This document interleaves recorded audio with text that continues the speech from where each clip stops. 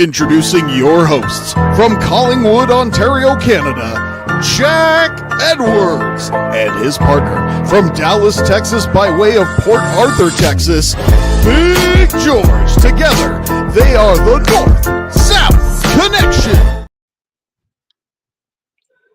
Hello, ladies and gentlemen, and welcome to 5 Count. I'm Jack Edwards, alongside my partner in crime here, Big George. Big George, how you doing? How's Texas? The power went out earlier. So with the weather being tricky, it's been a decent day. It's always good when you have Texas barbecue. No shots to nobody, no other food. It's just the best barbecue this side of America. So here we are. This side of America. Well, it's snowing here again. Big surprise. I can tell you right now, the snow is definitely going to be something that you're going to deal with a lot. But I appreciate the fact that you. I deal with it a lot, baby. Don't worry, a lot. But it's been a long ass winter. It's definitely been a long ass winter, and I'm ready for spring. They say it's spring, but nobody is listening. But folks, we got an interesting topic tonight in honor of the natural disasters being announced in the Hall of Fame. This week, we're going to do a talk about the top 5 tag teams, WWE Tag Teams, let's preface, WWE in the 1990s. We've done these episodes before. This is kind of a back-to-basics one, but, we're going to kick off. George, what have you been watching? I've been watching a lot of WCW from, 1998 and just digging into, that WCW channel that we did a show about the other few weeks ago. I mean, it's just what an era. Just what an era. Just everything was so. I watched that match with they call it that Hogan and who was it? Hogan, Sting, and Goldberg against Sid, Rick Steiner, and Kevin Nash. I told you. And I mean, it wasn't the best technical masterpiece, but I mean, my God, that crowd was into it. It was just like every one of those guys was a big star. Yes. So I've been digging in. George, what have you been watching lately? I've been watching some of Bret Hart's old work a lot lately. Simply to just go ahead and just kind of get into some technical wrestling, because I brought up a point to you a while back about nobody really does really good submissions like that anymore. But you don't see a lot of these technical wrestlers like that a lot anymore. And so I just kind of wanted to get some technical wrestling real quick to kind of see, what am I really missing?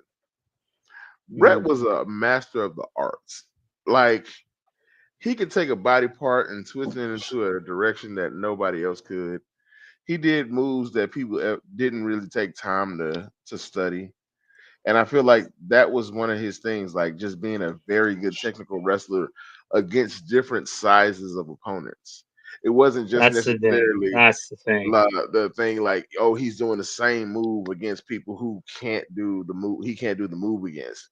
He knew exactly, like, if this person's too big to hit this move on, we're going to hit him with the sleeper hold. We're going to hit him, with a couple arm bars. We're going to twist this muff out. We're going to get him in the corner and kind of work him out a little bit. Like, it was so many different types of matches that he had that kind of made me feel like, all right, what type of wrestler would that be today?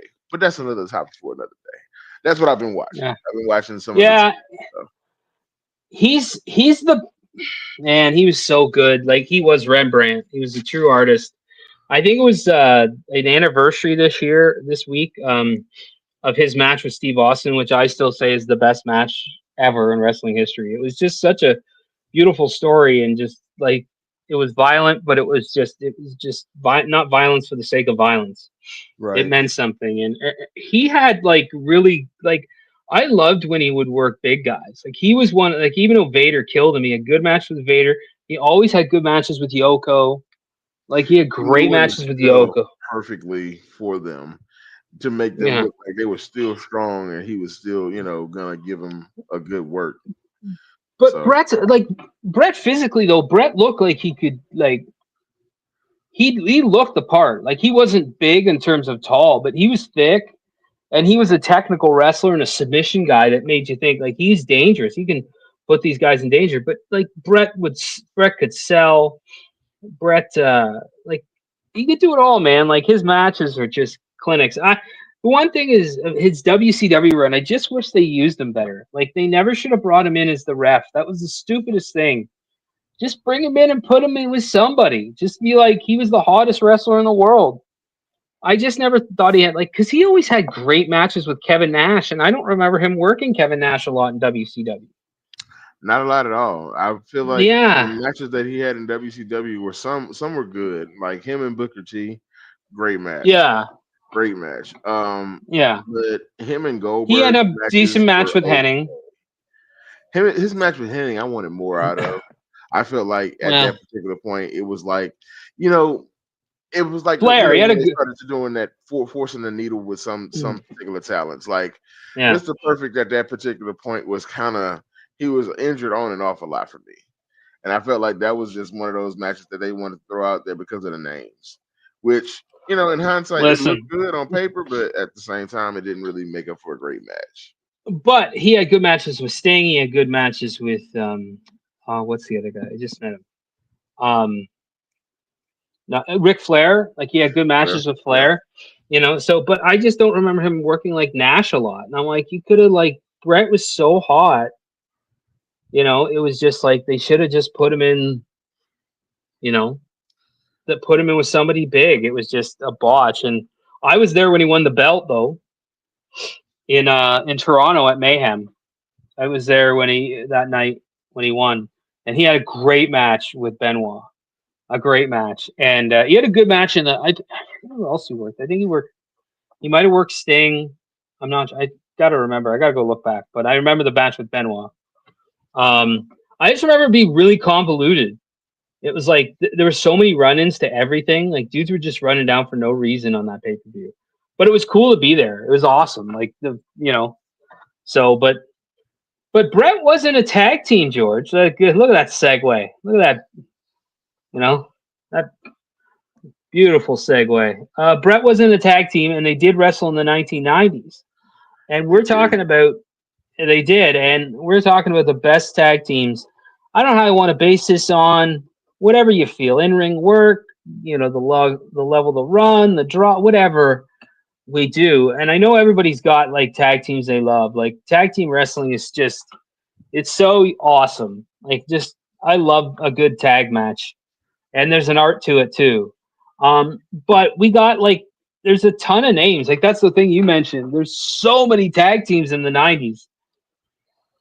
There's some that we haven't mentioned in a while that will get mentioned today that are my picks, Yeah, and you're probably gonna be like, "Oh, really?" Yes, really, because of course some of these yeah, tag teams just kind of made a bigger splash than what you might be accustomed to. yeah. Well, Some are before some time, and some people don't really honestly you know take into consideration how good these folks were. So well, let's get it well. Kick started. it off, George. Yeah. What do we got first? My first pick, the Smoking Guns. Oh, look at that. I'm going Okay. Billy and Bart, two of the toughest motherfuckers that you could ever come across. Yeah, legit tough. Legitimately tough guys who kind of got into a big heavy run in '96. I think they were 93 to 96. They were yeah really I was '96. watching a lot then. Yeah, But they '96 yeah. is when I really kind of picked off and like, okay, Okay. this is wrestling for me. these are Yeah. these are guys. Um, Hmm. I think that's when I feel like they kind of peaked out for me. Now, of course, in hindsight, I feel like they could have been a lot bigger if they would have stayed together and kind of worked out a little bit longer. Um, Unfortunately, Bart Gunn probably didn't want to wrestle anymore after a while due to unforeseen circumstances that kind of led to other Well, events. I got knocked Um, out by Butterbean, unfortunately. yeah, And, that'll kill a career. I'm gonna tell yeah. you that. But he did have a hot run with his brother, just coming in and just kind of running it the Yeah. wildest way possible. So, I'm going to Smoking Guns first, yeah, from '96. So that's my first pick. I like it. I like it. Well, I'm gonna go with another Billy Gunn tag team, the New Age Outlaws. I Mm, George, I'll tell you what. I was there in the Sky Dome in '98. I think I'm pretty certain. And they came out and they did, and there was like 35,000 people there. Like the November before, there was a show there. It was like 8, 12, 15,000. Austin was cooking. The Attitude Era was hot, and they came out, and that place exploded. They were so over. It was Over, insane. Like, over. like You, just you. Oh, you didn't know? As soon as you hear that, that when place you heard that exploded. music, bro, like it was like everything. Like sometimes you can just tune into the show and you can just be like, man, what's going on? Oh, you didn't know? And the Mm, whole arena is yeah, saying the same thing. Like there's not I, necessarily a bunch of people. Like there's Jay Uso who has that kind of hype from his music, but there's not very yeah. much Like hype guys, like yeah, music like that. Like that was a different era. Like I remember that was 96, 97, they were coming out, they would like the whole arena would just basically be screaming. Like well. wrestling was crazy at that point in time. So I'm just like, yeah. They got to be there. The '98 show was great. Like yeah, 35,000. He went, oh, you didn't know? And then the music kicked in. And he's like, and everybody at once, your ass better like 35,000 people. Like just had him right there, and they were good in the ring. Like I mean, Billy Gunn is really underrated. Like he's still doing the damn thing, and it still looks unbelievable. I think he's like 60. No, like six. I don't know. I think 62. I'm not sure. He was Hmm. born like 63, so I don't know how old that is. I can't do the math right now, but he looks unbelievable. And Road Dogg is in charge of SmackDown, but he was on Armstrong, so like you knew he could work. So it's like, but they put it all together. So the New Age Outlaws is on the list. They were always fun. They always had charisma. They always Yeah. had like I honestly liked Billy's move set more than I liked um the Road Dogs move set. Oh yeah, Billy was a better But athlete. Billy was an he was incredible athlete. he was at a like his He was a like people rodeo didn't guy. he didn't like people didn't realize what he was doing to people who were just bigger, and Yeah, he was the powerhouse of the group, and I really feel like he was undershined just by his not necessarily mic skills, because it's not like he didn't have mic skills. It's just that he just got with a guy who just knew how to hold it right there for a second. So, and there's guys that do that. yeah, There's just guys who really get to the mic, and then that's the best part of their performance sometimes. yeah. So I met Billy Gunn at sorry to interrupt George at the CNE Stadium in like '96. I didn't really get a we kind of passed, but I have a friend, obviously people in the wrestling business, and they've worked with him, and they're like, you stand next to him, you don't realize how big he is until you're like standing next to him. He's like enormous. But George, the New Age Outlaw. So I pass it over to you. Who's next? Who's next on the list? I mean,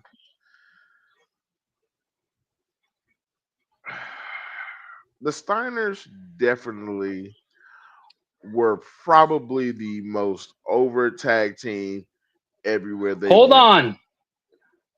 Okay, so are you basing it on their WWE run? 92. I'm not I'm basing this fine off with of it. WCW, Okay. but I'm basing this off their 92, 93 runs. Because I felt like that's when Scott showed more of an athlete than he did when he was in WCW. I feel like in WCW he showed he had more power, but in WWE he showed more of an athlete. He was more not necessarily a high flyer, but more of a risk taker with his moves. Um, and it also kind of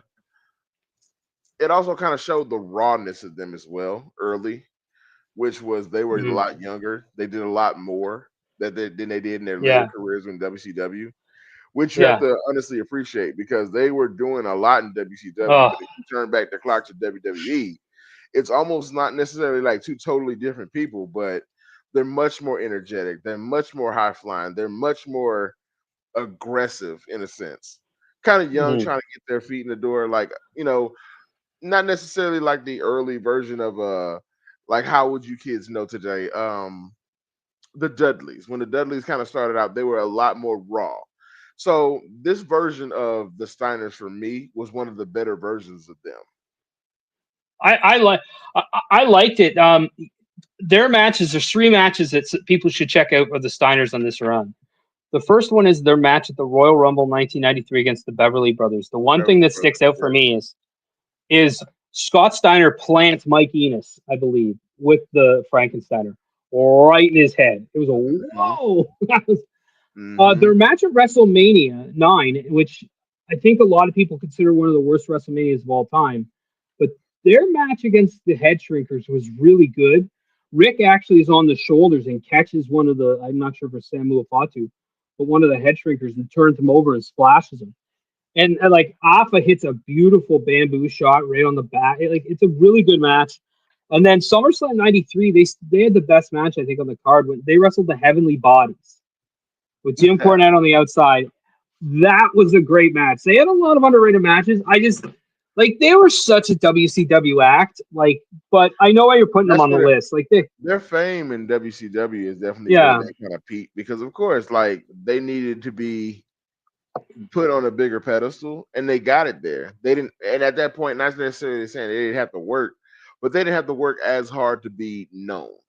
They were already made men at that point. They were now in the spotlight now, as far as being a tag team.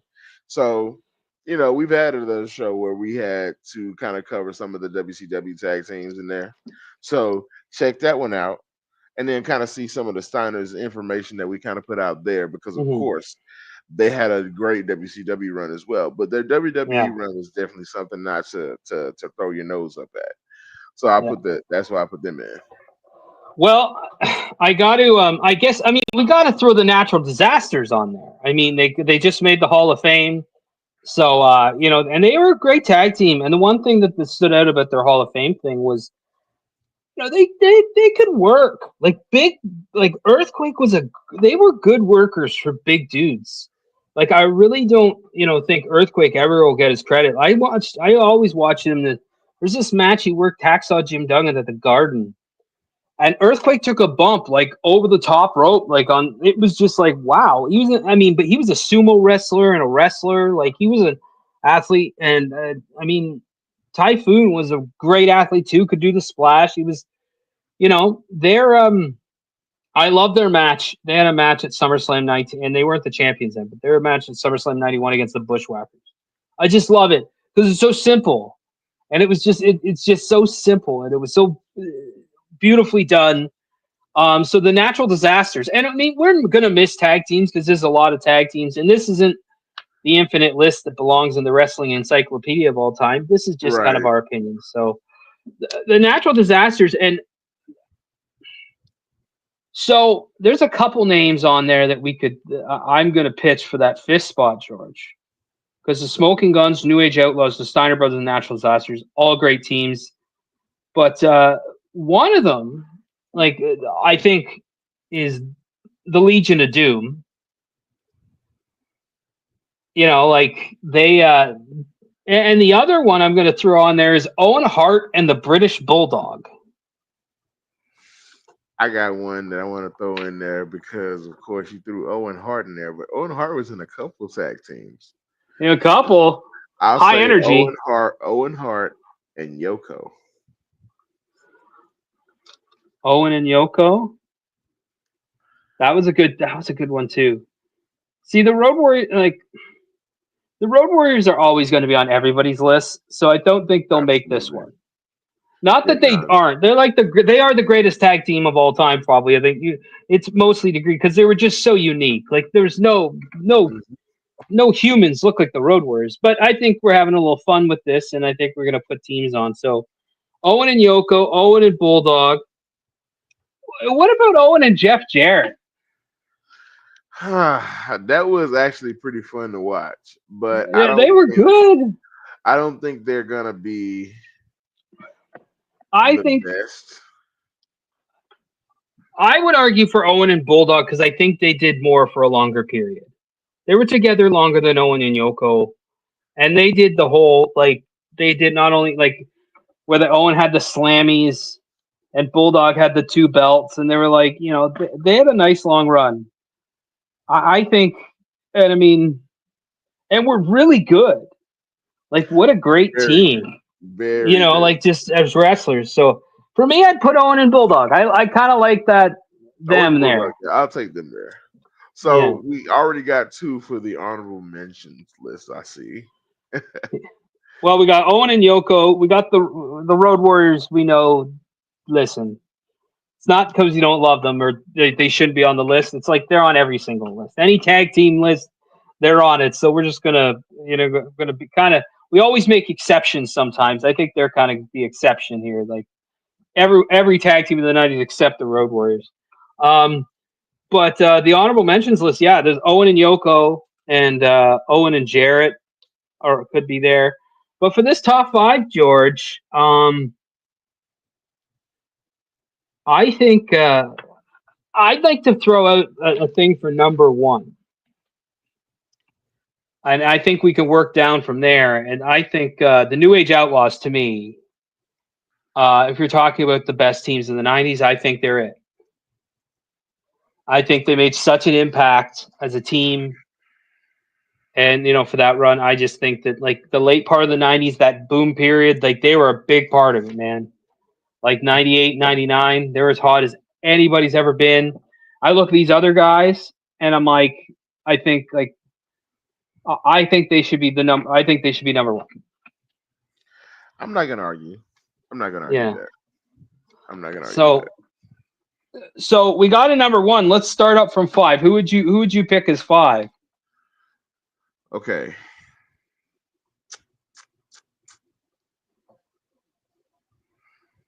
This is kind of hard because I want to say the New Age Outlaws simply because. As 5? Who would you? I got him at 1.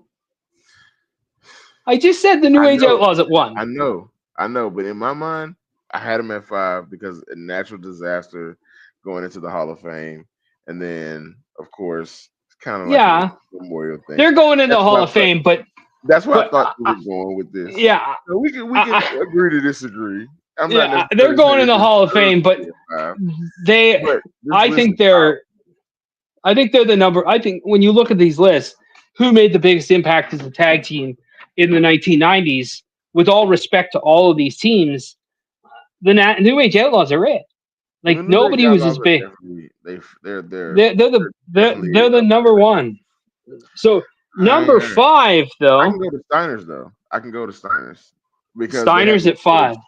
The shortest run in WWE. Yeah, a little bit. On this list. Yeah. Okay. Number 4. Who do you want at number 4? And I'm asking you because I'm of course I'm looking. I have an opinion, but I don't want to be the say all and all here. You know what?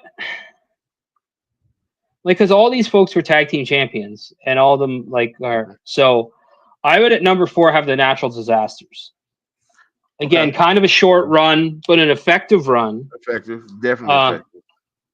And then at number 3, I'm going to go with Owen and the Bulldog at 3.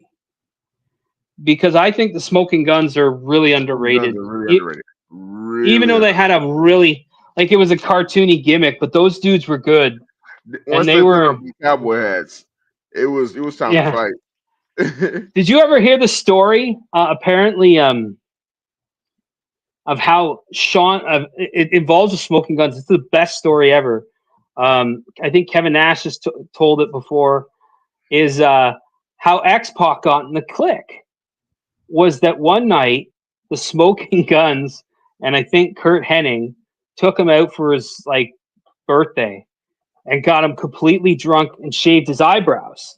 And he's like, the next day it was picture day and he did the fucking 8x10 shot with no eyebrows. So he wanted to get them back. So apparently he put super glue on the brim of the Smoking Guns hats and was like, that's it. But apparently the Nash, Shawn Michaels, and Razor or somebody, they all saw it like, that guy needs some protection. He needs to get in our car. but he's like, but he said like, they were, they did the rib, and he's like, kind of, it was like, okay, kudos back, and but that involved the smoking guns, and Nash told the story. He's like, because Billy and Bart are two raw bone motherfuckers. He's like, really it was on Austin's podcast. He told years ago. He's like Billy Gunn, and then Stone Cold, big brick-handed motherfucker. Like, I mean, so that's a great story. But George, I think it's a good list. I think Steiner's at 5, the Disasters at 4, Owen and the Bulldog at 3, the Smoking Guns, which is an excellent pick, very underrated team, at 2, and number 1's the New Age Outlaws. But let's add a few names to the honorable mention. We got Owen and Jarrett, of course, I mentioned. Mm-hmm. We got the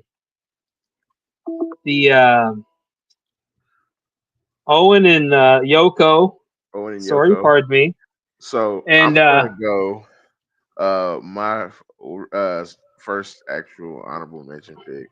yeah, I didn't want to put them nowhere near the top 5, but these yeah. guys were really good pick in my book. Men on a Mission. Gotta take Mabel, man. He was a large fella, but they were very entertaining. Very much entertaining in the early nights. Mabel got pushed, man. He went to the top. He went to the top Mabel. real quick.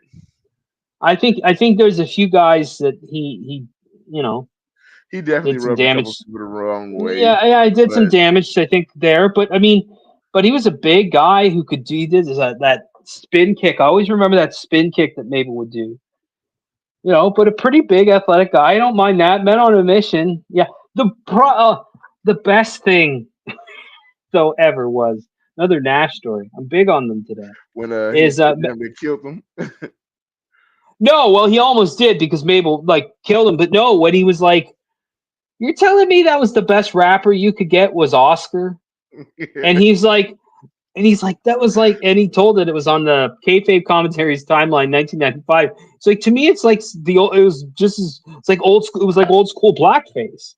It was just like, it was that corny, and that he's like that white bread. It was bad. It was like, that's not the rap I'm like. Notorious B.I.G.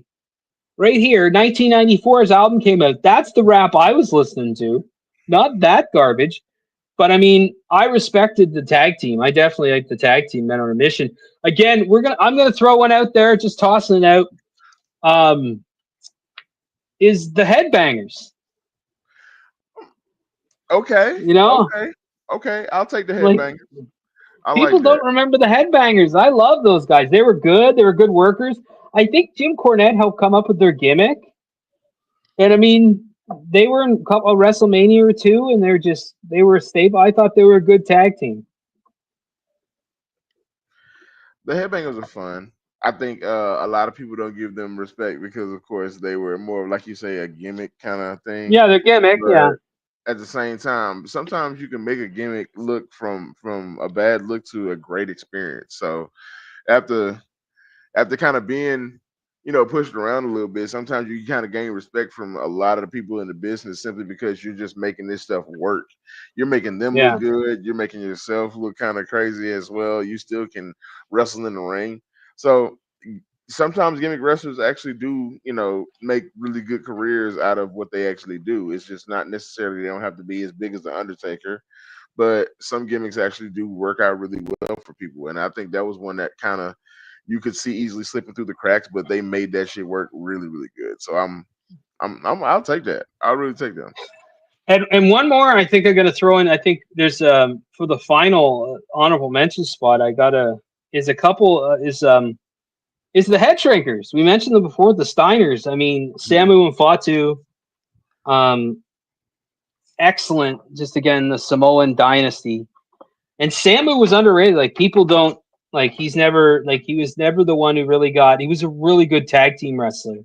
Did a lot of stuff, but he was good with Fatu, and they were a good tag team. I really liked them, and they're Samoans. Of course, they're going to be good wrestlers. I mean, Jesus, it's kind of what they do. you can't really pass them up because they are Samoan. The Samoan legacy, I feel Those- like the worst they can be is a mid Carter because that family is literally littered with talent yeah, from I top to mean, bottom.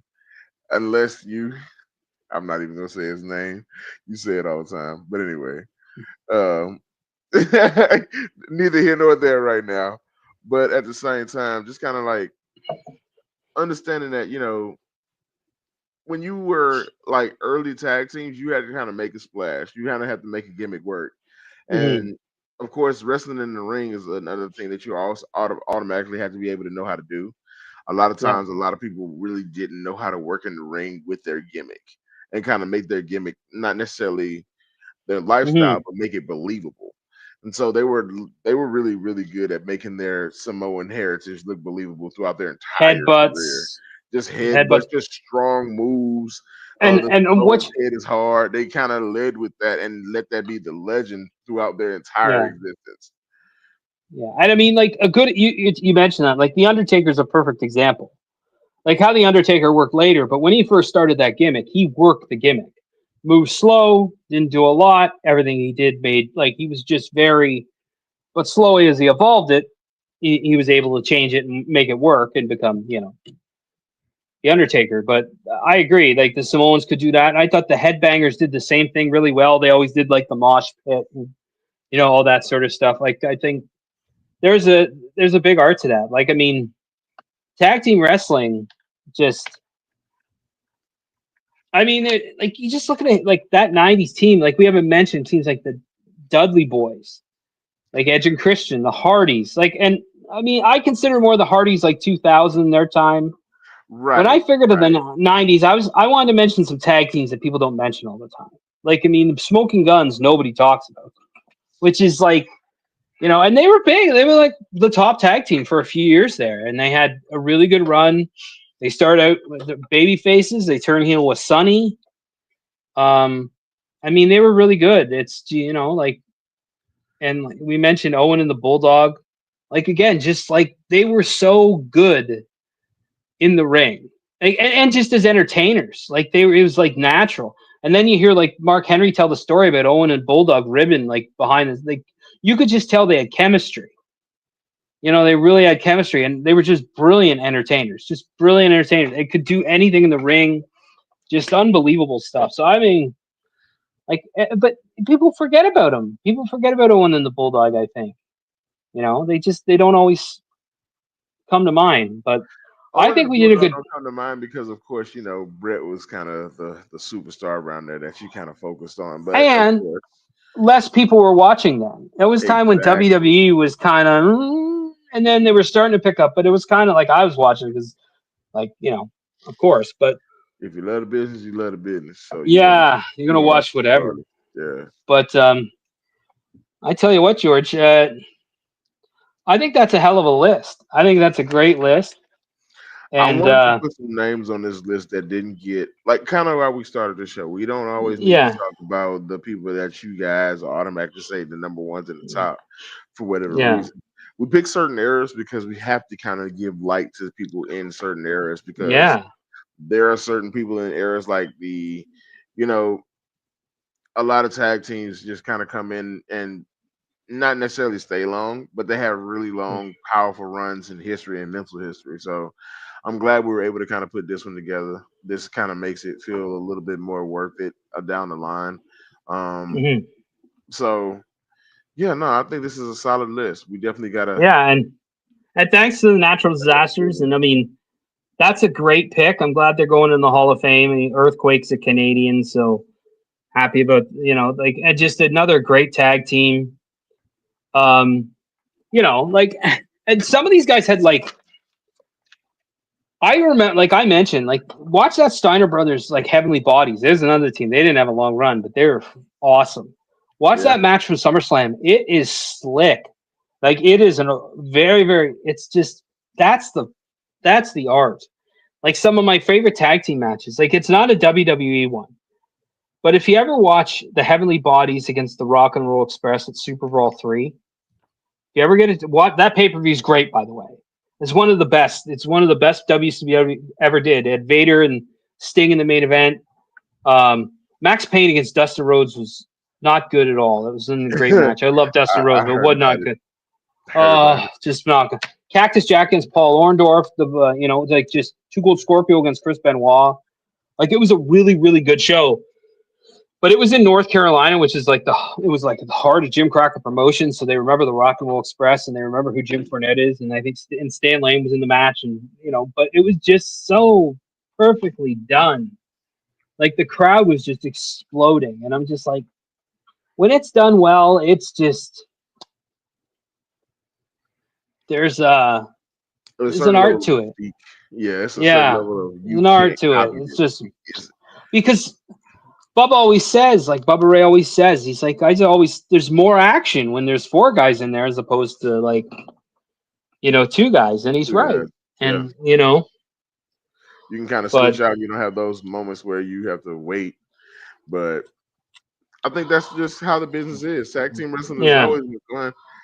yeah. So I think WWE needs a couple new tag teams. I know they're like I don't mind the Street Profits. I mean, I think they're pretty good. I still think Montez Ford's a star.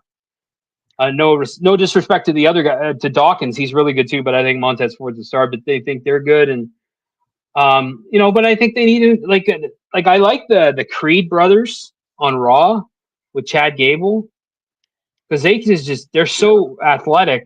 I mean, so there's a couple of them. I just like to see a few more new faces in that I whole would mix. love to see potentially just like what I would love to see them put another tag team together. It's about that time where you take two single stars who are not necessarily doing good as singles and make them a surprise tag team. Kind of like what they did with Cesaro and Sheamus And for a while. Sheamus, And then they did that same thing with not necessarily Rock and Sock, but like Mick yeah. Foley had a couple tag teams that they kind of meshed together with him. Kane and X Pac. Just good tag teams that kind of came out of nowhere. Speaking of Mick Foley, his Dark Side of the Ring is on tonight, and I'm going to tune in once this is done. I mean, they always do a really good job of those.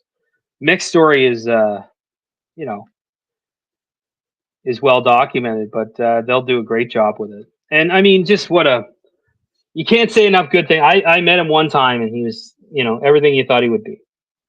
You know, just a class act all the way. You just hope he's doing okay, and you know, and is like he seems to be doing fine. But I mean, just a guy who just gave everything he had to the business. Everything he had, his entire body, his brain, his soul, everything he gave it to wrestling. And but the thing is like some guy posted once on Twitter, and it like just pissed me off. It's like Mick Foley is responsible for this hardcore stuff. I'm like, listen, you're grown adults. People do what they want. Or like Mick Foley was he was an outstanding professional wrestler. I know he did like all the hardcore stuff, and some of it was great. Some of it, but he also did like he could work and he could talk and he was smart and he knew like he played three gimmicks at the same time. Like just That's like pretty nobody fucking does hard. that. Yeah, Like I think it he's was so pretty special, fucking so hilarious when special. he came into the Royal Rumble each time as each gimmick. That was brilliant. Brilliant. Like, who is it gonna be? Dude Love comes out. Like, wait, hold on, what the fuck? Like, we just seen Nick Foley. Like the greatest three-time, Royal Rumble entrance in one night. Like, just Yeah. you can never have another. Like that was No, he a just class act, man. He was definitely something that was definitely different. I know what you mean. Like he got in the ring and did stuff that like people wouldn't do all the time. And yeah. his hardcore stuff was actually pretty good to watch for a while. It, If you like, I feel like his personas were definitely different phases of him, and they were kind of good to kind of have because the Cactus Jack thing was definitely early, just strictly hardcore stuff. Just not necessarily all hardcore, but most of the really risky stuff yeah. happened in Mm, the backstage. Japan. Yeah, Well, he Japan did. and all that. Not bad at all. The Yeah. mankind thing, I love the mystique. I love the boiler I love his room. feud with You know, Undertaker. His match with Shawn Michaels. Like yes, his match with Shawn yes, Michaels is just, like the thing about Mick though is like, people say, oh, he did hardcore and this, and yeah, he did, but like he's got like that's not all he did though. My problem is that the hardcore, that's all they can do. Like, I mean, and I'm not, whoever it is, but like Mick Foley and a guy like Terry Funk, like could do like wrestling matches, could do anything in there, could make you love him and hate him and just do that. They both had that ability to just kind of, they had so much range, I guess you could say, if you want to put it like yeah. that. But like, Really, really had a lot of range. Really had a lot of yeah. range. I think that's kind of in the wrestling world, having range is something that's rare because you Mm. can't say that there were certain people who can take one gimmick and make it famous, another gimmick and make it famous. Like there are people who like strictly say, "Oh, Dude Love was one of his best characters," or Mankind was one of his best characters, and they can stick by that because I think that they all have their uniqueness to them that kind of made them just kind of all right. These stand out, not only just as him as a wrestler, but him as being able to kind of do different characters and kind of have different things he did with them. Yeah, some of his He moves were similar, but yeah, it was Mick Foley. he had the thing Mick had though was he had the unwavering support of like the fans. Like Yeah, Mick Foley never let, as a wrestling fan, Mick Foley never let you down. Like he always gave, he overgave. Like he gave more than he we had a like show a it. couple weeks ago that we talked Yeah, about terrible heel turns. He was one of my mental picks as far as kind of putting him in that list because I remember he turned heel and tried to join Edge and kind of he was liking the way Edge was working and he was kind of heel for a little bit. Nobody kind of got behind it because they love Mick Foley. Mick Foley is the high flying yeah. daredevil, do Well, right, kind of guy. So he was, but he was a good.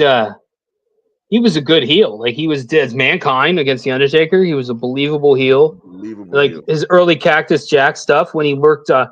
Um, Kareem always talk about like when he was one of the guys who came out of the box on Sting. Like he was good. Like he was just a really good wrestler, and you just hope like he's living his best life because oh man, he gave his body that King of the Ring '98 match. I was just like, what is this? Like, what is this? This is insane. Like, where did this You come know, from? and I was Kind like, what, huh? What are we doing? And it was just like so different, and it still stands up. Like you can never recreate that match. Like, and I don't think it's the greatest match of all time. It's certain, but it's unbelievable. Like it was just like just the ability for him to get up and keep going, and just the whole story they told. And I mean, he paid a price for it, but I of, mean, thanks, Mick. I mean, you gave us a masterpiece. You know? he gave a masterpiece. He does. He had a lot of good runs. There's a lot of guys like that too. Like I feel like Mick wasn't the only one who could have made just one or two gimmicks work. There was a couple guys who kind of made a couple different types of gimmicks work. Um, Hmm. I would say the Undertaker because Mean Mark did have enough to keep staying around the business enough. But But the the Undertaker was Undertaker was there. like different gimmicks Yeah, itself. it was just Like the kind of the different, you you can't hit him that many times and kind of like it. yeah, I would say Scott Steiner because he definitely pulled off the early college jock, the overprimed yeah, athlete that kind of like that Brock Lesnar type. Definitely pulled that off. Total 360 to Big Papa Pump. yeah, Total 360. So that's kind of range too, because to be able to be the athlete that loves your family and wants to be great together with your family, then yeah, turn on your family and become a whole nother entity, which kind of led him to a whole nother part of his career that kind of was another trajectory. Like he ended up going back to WWE as Big Papa Pump. So it's not necessarily saying that, it was a bad thing for him to kind of turn heel. I think that, like I said, it's one of the greatest heel turns of all time because it had so many yeah. good dynamics to it. but that's just kind of the way he was, working and operating. Yeah. You mentioned the Undertaker though. The Undertaker's like 4 gimmicks in one gimmick, right? Like Yeah, he went from the early Undertaker to the kind of the next phase of it with the purple, where he was kind of working a little more, to the Undertaker in '97, where he was fully working, to the Ministry of Darkness Undertaker, to the American Badass, to the and Big Big Evil Evil. Undertaker. Yes, You know, like he had a lot of he changed versions it up. of himself, Yeah. but yeah, I think that was necessary. Kind of like Kane. You had masked Kane, you had Yep. unmasked Kane, you had the black towel Kane. Then, of course, you had Kane with different versions of the mask after that, which I'm not necessarily a big fan of the second version of the mask that he brought out. Not the small one, but the when he revisited the mask altogether after he was in the Corporate Kane. authority, yeah, corporate Kane and all that. I was just like, it's not my biggest thing for him to do that, but that's just a gimmick that kind of could change and kind of keep going back and forth because of its lineage. Like some of that stuff worked for a long time. Honestly, if I had a thing, I wish Sting went back to Surfer Sting at one point. That's one of my biggest what ifs. Like if Sting went back from Black and White Sting to Surfer Sting at a certain point, would that have been better? I have a question for you. In 1999, around Fall Brawl, you'll get this. Did you like when Hulk Hogan came out in the red and yellow? Because I sure shit didn't. Sting was never going back. He always had to be that. Like that was him. Maybe in the later stage of his career, but I don't think he'd like do it from a physical point of view. But I think Surfer Sting kind of died. Like it was dead forever. It He was went gone. yeah. Like, but he did Joker Sting, and listen, I'm an unabashed Surfer Sting fan. I am less of a fan. Like I like the Crow Sting, but not as much as Surfer Sting. So he had his best matches as Surfer Sting. Again, Mick Foley working Sting like that. Like go watch that match. That is outstanding. It was a non-title match, which made no sense. It was on pay-per-view and no title on the line. But like that was a great match, and it was like his match with Shawn Michaels. Like when you put him in there with a top guy, you know, like Mick can go, Mick can work. You know, Yeah. so. Yeah. But So I'm excited to watch that, George. What a great show! Tag great teams, show. baby. Tag teams kind of get look like you seen how the subject kind of just kept going because of course there's great wrestling everywhere. There was tag teams that we didn't even mention that we can kind of still go into, but maybe later. Maybe if we ever kind of circle back on this topic, we can kind of dig a little bit deeper for you guys and kind of give you a little bit more of the Yeah. lineage of some of these great tag teams that there are Yeah. in WWE Mm-hmm. history. So that's a perfect, segue. But of course, we've Mm. made this top 5 for you tonight, so you can enjoy based off of natural disaster getting into the Hall of Fame. Oh, thank Congrats to you. the earthquake. Just the big guys, just big. Earth. I love a couple of that. I love the big guys. Like there's and they deserve to be in it. Yeah, no, it's about time. They were great workers, so like I say, this list was dedicated to them. So Yeah. kudos to them for actually getting in at this Yeah. particular point. But no, like I say, if you guys feel like there's some '90s tag teams that we Hit us up. could have put in, definitely drop the list or drop a name, drop a hint, stop Drop by. a tweet. Let us Yeah. know. I mean, we are Yeah. always open to suggestions as far as what you guys can put together. I'm Yeah. always curious to see what you guys think of that we haven't. So reach out, let us know. Like, Yeah. share, subscribe, all the good things. Yeah. And we're a tag team, the North South Connection, and we're out for tonight. So thank you for joining us. We appreciate it. Peace.